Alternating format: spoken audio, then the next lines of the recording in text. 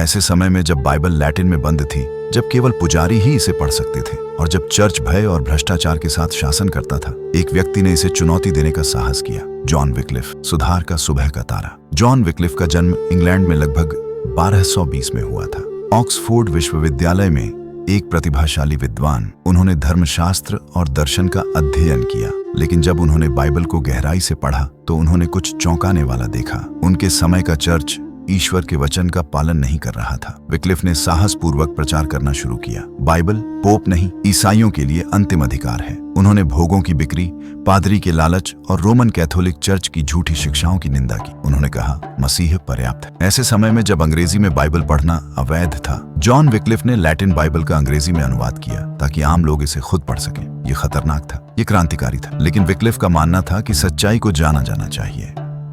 सुसमाचार सभी के लिए है, सिर्फ पुजारियों के लिए नहीं। विक्लिफ के अनुयायियों, जिन्हें लोलार्ड्स कहा जाता है, ने उनकी शिक्षाओं को पूरे इंग्लैंड में फैलाया। भले ही कई लोगों को सताया गया, लेकिन वे सत्य का प्रचार करते रहे। 184 में विक्लिफ की मृत्यु के बाद चर्च ने उन्हें विधर्मी घोषित कर दिया। उन्होंने उनकी हड्डियों को खोदा, उन्हें जलाया और राख को स्विफ्ट नदी में फेंक दिया, लेकिन वे उनके द्वारा प्रचारित सत्य को नष्ट नहीं कर सके। जॉन विक्लिफ के जीवन ने एक चिंगारी जलाई जो एक दिन सुधार को प्रज्वलित करेगी। मार्टिन लूथर, जॉन हुस और विलियम टिंडेल, वे सभी उनके द्वारा साफ किए गए मार्ग पर चले। उन्हें सुधार के मॉर्निंग स्टार के रूप में याद किया जाता है।